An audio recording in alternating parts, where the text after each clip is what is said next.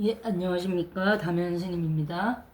자, 오늘은 나냐 한담 34화 34번째 이야기 후녀 10조 이제 뒷부분이 되겠습니다. 바로 들어갈게요. 여섯 번째 조항은 제목이 연등의 팔관회 등의 중요한 행사를 소홀히 다루지 말 것 이렇게 되어 있습니다. 자, 연등회하고 팔관회가 뭔지 이따가 설명을 드리도록 하고 본문 내용 먼저 볼게요.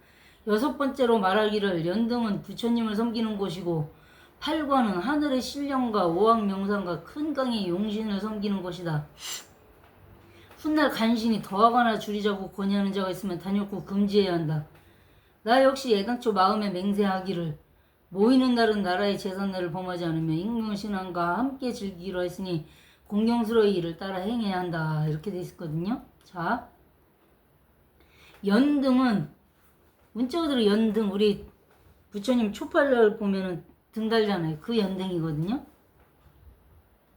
그 연등은 부처님을 섬기는 것이고 부처님 생신날 등 하나 생신 선물로 올리는 거니까.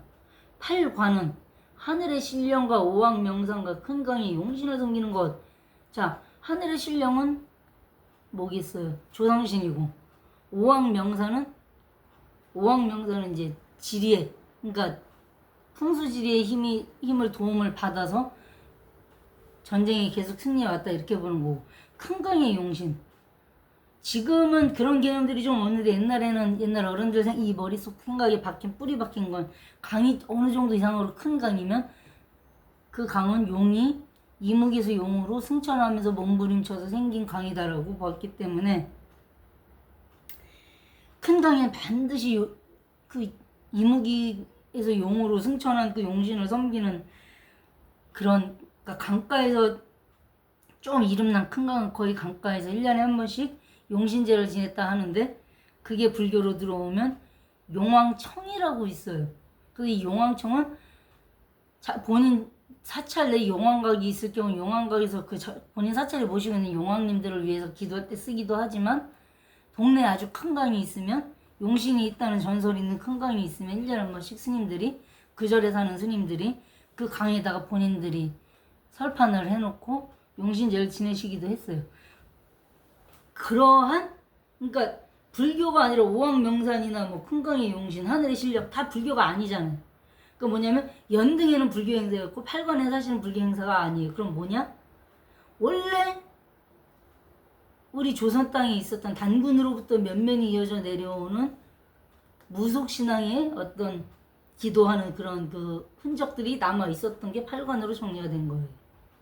자, 단군은 재정일치의 군장으로서 정치 지도자이고 군사 우두머리, 그러니까 우리식으로 말하면은 저기 사성장군 합참의장 같은 역할도 하고 정치 지도자니까 대통령 역할도 하고 그러면서 제사장 역할까지 한 거예요. 한 몸에 다.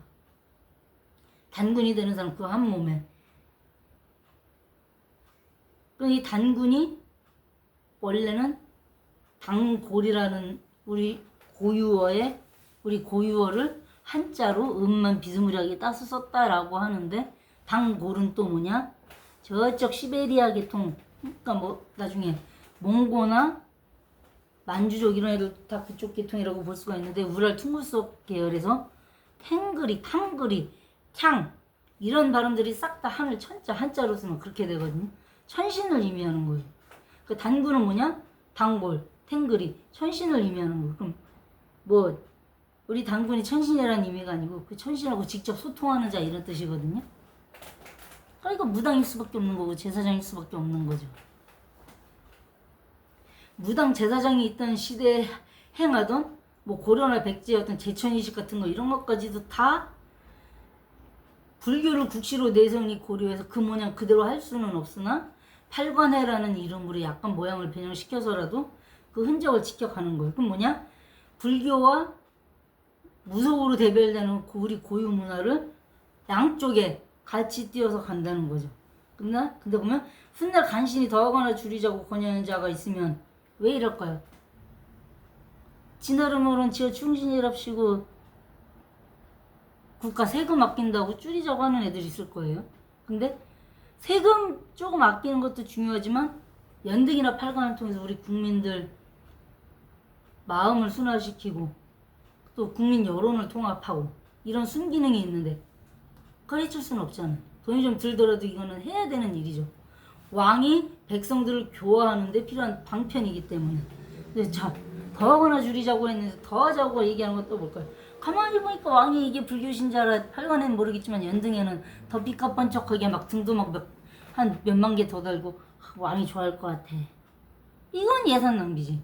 오바로 또 들어가는 거니까. 꼭 필요한 정도만 들어가면 되는데. 그러니까 더 늘리자고 해도 안 되고 더 줄이자고 해도 안 되고 둘 다 간신이라는 거죠. 고로 그런데 또 나라의 재산날을 범하지 않았다. 나라의 재산날은 뭐냐? 어느 임금이든 제가 이제 임금이 되면 제 윗대 조상 6대 조서부터는 나라에서 직접 제사를 지내줘요. 재산날. 저의 6대조 할아버지서부터 제 아버지까지는 이게 나라의 재산날이라 그러는 거예요. 그 다음에 내 6대 조서부터 재산날 있고 또 뭐가 있냐? 나라의 건국자. 조선으로 따지면 이성계일 것이고 고려로 따지면 왕건일 것이고 뭐 신라로 따지면 박혁거세겠죠. 고구려 동명 추모 성제가 있을 거고 저 백제로 가면 뭐 비두냐 온주냐 말이 좀 많지만 뭐 온조소리 대다수 소리니까 온조로 합시다. 이런 왕들의 재산날은 내 6대조가 아니고 뭐 10대조, 10몇 대조, 20몇 대조가 돼도 나라를 건국한 공이 있기 때문에 계속해줘요. 불천이라 그래서 천도할 때 천자 옮길 천자 써갖고 절대 옮길 수 없는 위패다. 그분의 위패는 옮길 수가 없다. 왜? 국조이기 때문에 나라의 조상이기 때문에 그런 경우를 그런 분들의 경우에 제사짓고 불천이로 지정된 왕들의 제삿날 이런 날은 나라의 제삿날이라고 해서 그날에는 8관이나 연등의 날짜를 잡지 말라고 돼 있는 거예요. 왜? 왕이 나라 재산 먼저 모셔야 되니까. 자, 7번째 이제 상황 넘어갈게요. 7번째 제목 왕이 된 자는 쓴 충고에 귀 기울이고 아첨은 멀리하며 백성들의 민심을 얻을 것. 너무 당연합니다. 이건 설명할 것도 없어요. 근데 뭐라 그랬어요?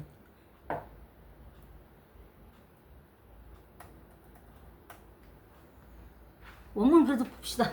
7번째로 말하기를 임금이 신하와 백성의 마음을 얻는 것은 매우 어려운 것이다. 당연히 어렵지. 신하들도 그렇지만 특히 백성의 마음을 얻는 게 이게 어려운 거거든. 자, 다음 줄 볼게요. 그 마음을 얻고자 한다면 요컨대 가난한 말을 따르고 간언을 따르고 쉽게 얘기해서 참소를 멀리하는 것에 있을 따름이니 가난한 말을 따르고 가난한 말을 따르면 성스럽게 되고 참소는 꿀과 같으나 믿지 않으면 저절로 그치게 된다. 또한 백성을 시기에 맞춰 부리고 부역을 가볍게 하며 납세를 적게 해주고 농사의 어려움을 알아준다면 저절로 민심을 얻어 나라가 부유하고 백성이 편안해질 것이다. 이 말은 나중에 제가 언젠간 이건 약속을 하겠습니다. 언젠간 해드릴게요. 뭐 내일 당장 해드린다 이렇게 말은 못하겠고 맹자가 양해왕을 만났을 때 했던 얘기 중에 오묘지택 여러분들 다 아시는 얘기 5일항의 그 땅덩어리에다가 농사 짓는 거를 방해하지 않으면 뭐 그런 말이 나와요. 그 뭐냐면 백성들이 가축을 기르면서 이 가축이 번식할 때를 놓치지 않고 5마지기 정도의 땅 5일항의 땅을 농사 짓게만 제대로 짓게만 해주면 거기서 나오는 쌀과 그 다음에 가축들 번식하고 나면 늙은 놈들 잡아갖고 고기 잡아서 반찬 만들어갖고 이걸로 뭐를 하느냐? 우리 집 노인네들 봉양한다 이거거든요. 그러니까 제때 농사 짓고 우리 집에 있는 가축들이 제때 번식하게 해서 쌀과 고기밥, 그러니까 뭐 쌀밥에 계깃국 저기 어떤 사람이 유언으로 우리 인민들 그렇게 먹게 하라고 했다고 하는데 이거 뭐 저한테 빨갱이라고 하지 마시고 그냥 비유가 그렇다는 얘기.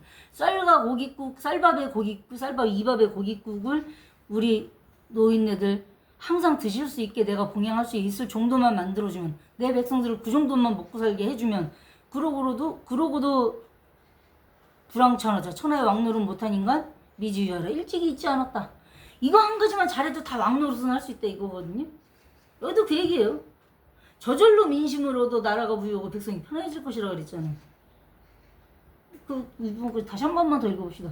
백성을 시기에 맞추어 부리고 부역을 가볍게 하면 납세를 적게 해주고 세금 조금 내게 해주고 농사의 어려움을 알아줘서 한마디로 농사 제때 잘 짓게 해주고 그럼 저절로 민심을 얻어 나라가 부유하고 백성이 편해질 것이다. 이러고도 불황천하자 천하의 왕노릇 못하는 인간 미지유하라 일찍이 있지 않았다. 똑같잖아요.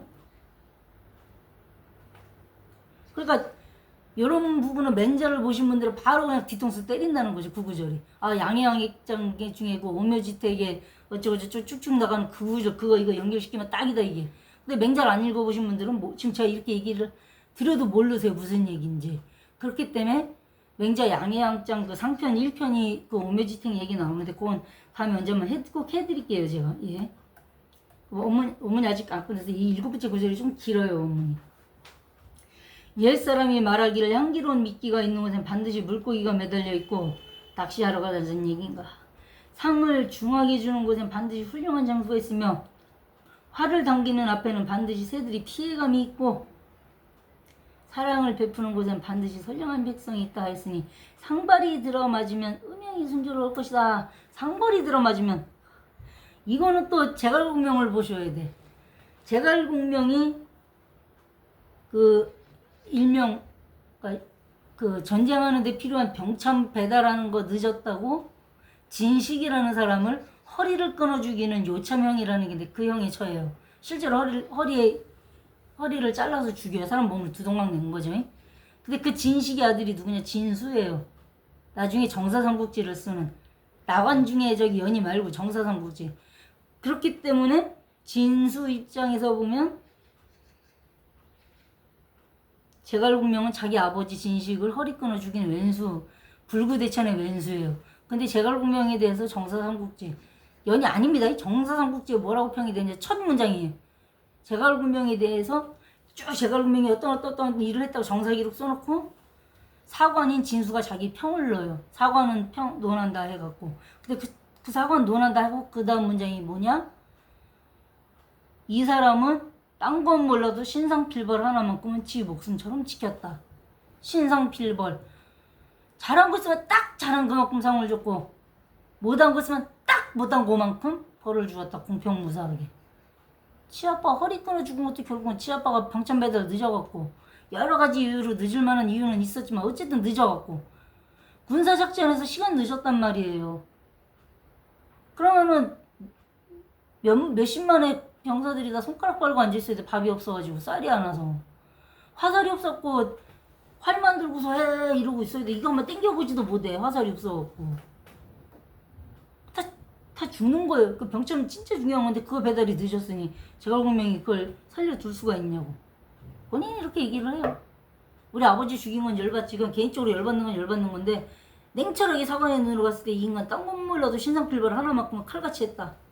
그거 한마디로 이미 제갈공명이 어떤 사람인지 답도 나왔고 게임 끝난 거죠. 예. 자, 다음 구절 넘어갈게요. 아, 자꾸 얘기가 딴 데로 새네.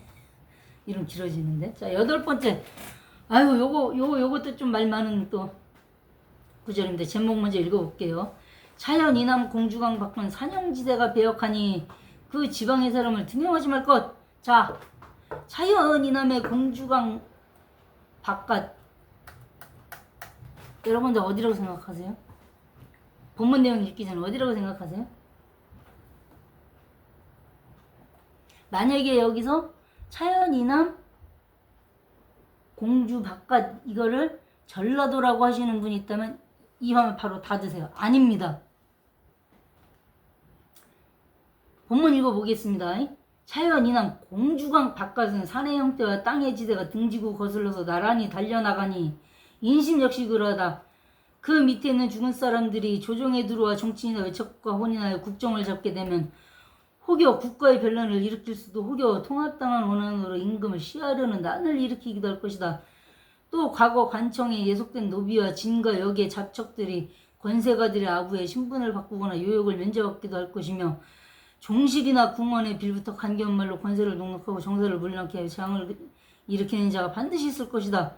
비록 그가 양민이라 할지라도 관직에 올려 일을 맡겨서는 안 될 것이다. 일단 내용만 보면 차연 이남, 차연의 남쪽 공주 바깥. 여기서 원문에는 공주강 외로 돼 있어요. 본문은 제목은 그렇게 안 돼 있지만 자 어쨌든 여기 공주강 외라고 공주강 바깥이라고 한 것 때문에 제가 말씀을 드리려는 건데 그 차연 이남 공주 바깥이 어디든 간에 A라는 지역이 있다고 칩시다. 그런 그 지금 말한 거에 들어맞는 지역. 그 지역 사람들은 양민이라 할지라도 과거 급제해도 벼슬 주지 말란 얘기거든요. 근데 공주광외라는 게 어디냐면 지금의 천안이에요. 한마디로 충청권을 얘기하는 겁니다. 전라도가 아니고 오히려 충청도를 얘기하는 거예요. 충청도에서도 정확히 어디? 아자개라는 놈이 궁예한테 빌붙어서 철원 사람들을 옮겨가게 했는데 이 철원 사람들이 왕건 피해서 도망간 게 지금의 천안 지역이에요.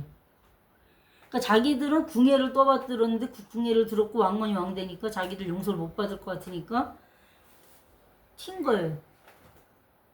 그렇게 튀어서 산 게 지금의 사실 천안 지역. 그러니까 천안 지역 사람들도 이거 끄고 나가세요.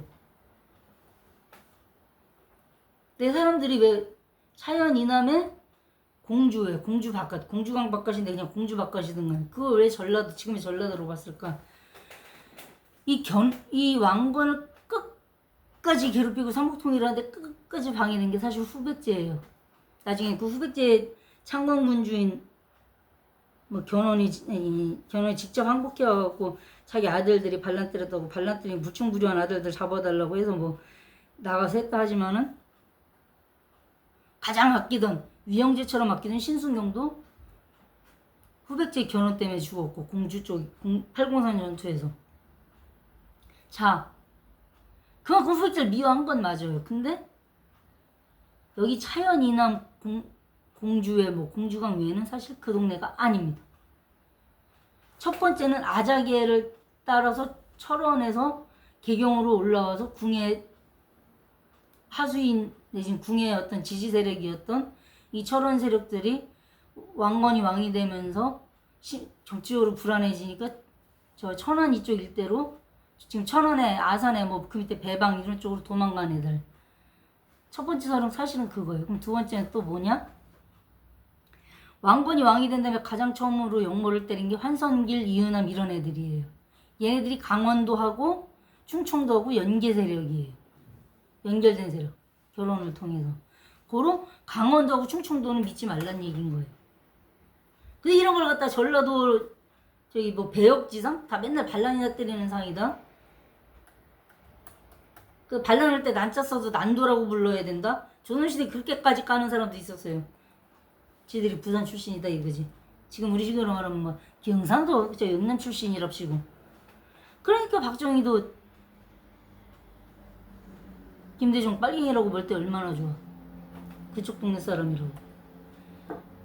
근현대사까지 또 넘어가네. 여기서 줄입시다. 자, 9번째 구절 볼게요. 모든 관료의 녹봉을 제도에 따라 공적으로 정해줄 거. 관료. 지금으로 말하면 공무원이죠. 9급 공무원은 월급 얼마, 8급 공무원은 월급 얼마, 장관급은 월급 얼마, 총리, 부총리 월급 얼마, 가장 위에 대통령 월급 얼마. 자, 법관들도 마찬가지로 초임 저기 지방 판사들 얼마, 뭐 형판들 얼마, 그 다음에 대법원의 저기 대법관들은 얼마, 그 중에 대법원장은 저기 대법원장이라 특수활동비 있으니까 또 얼마 더 올려줘야 되고. 다 법으로 정해놓고 그대로 주라는 거예요. 거기서 더 주지 말고.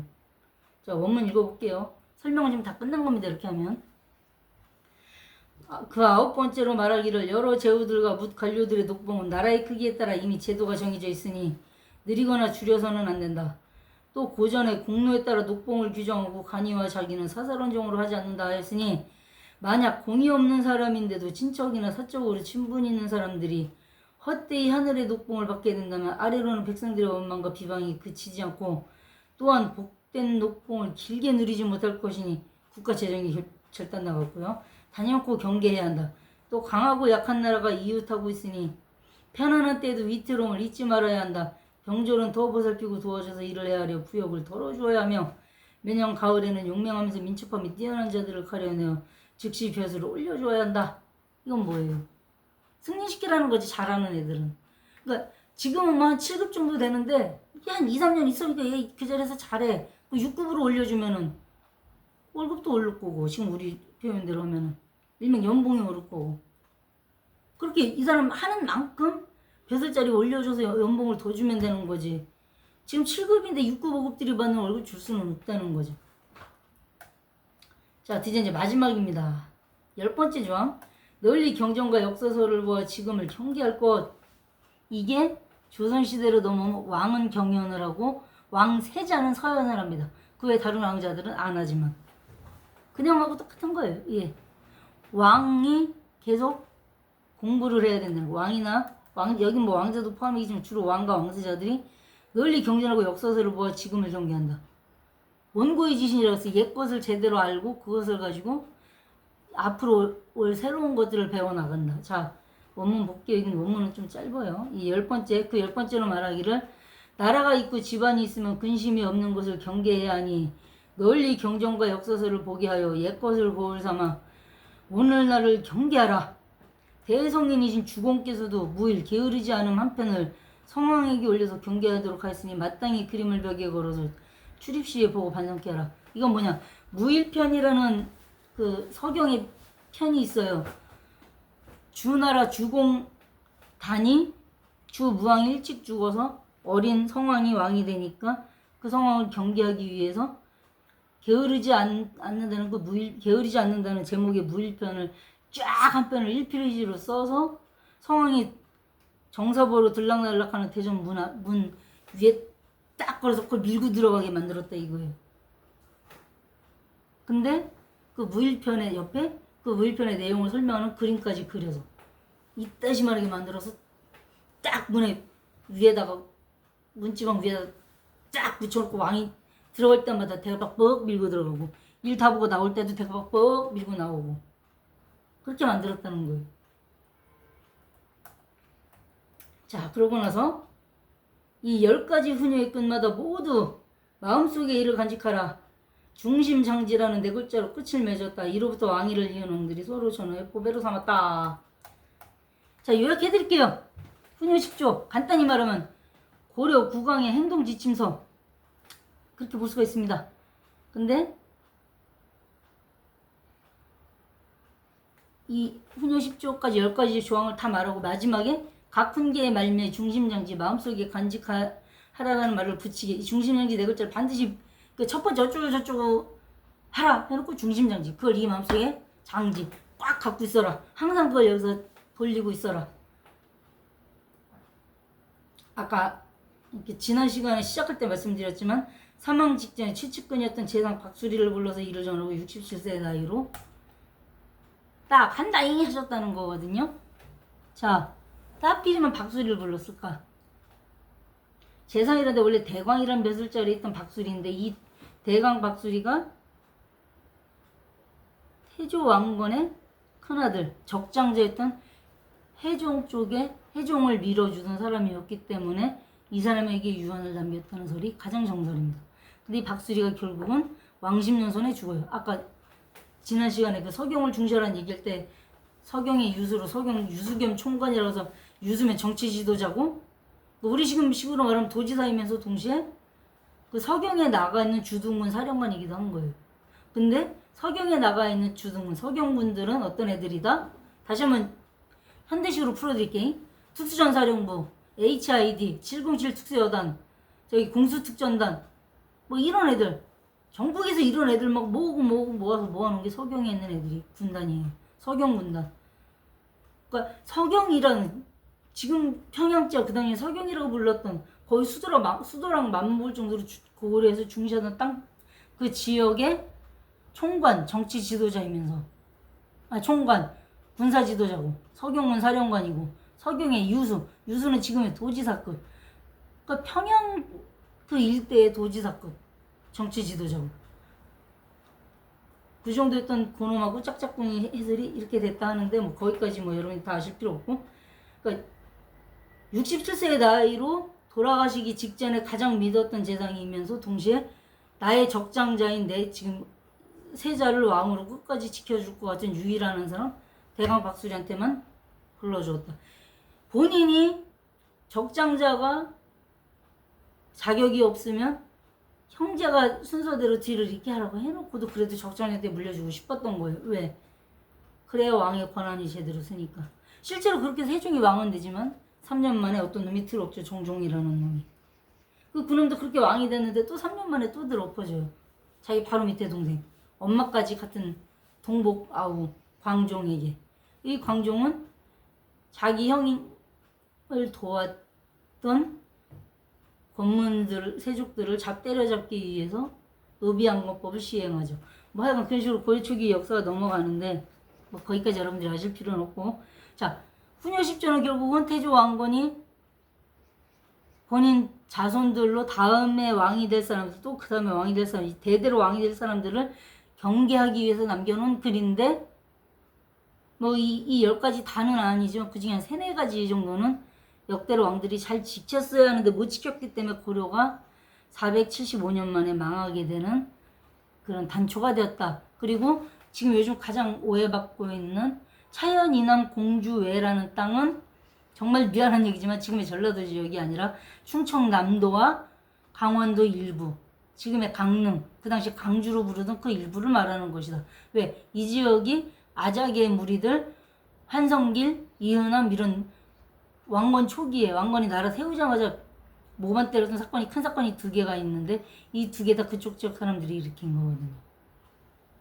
그러니까 여러분들이 이 훈요 10조에 나오는 차연 이남 공주외를 갖다 전라도라고 해석하시는 그 순간 또 영남하고 호남의 싸움이 되풀이 되는 겁니다. 그거 아니라는 걸 여러분들이 아셨으면 좋겠고, 오늘은 그 내용 하나만 기억하고 돌아가시기 바랍니다. 예, 오늘 여기까지 하도록 하겠습니다. 감사합니다.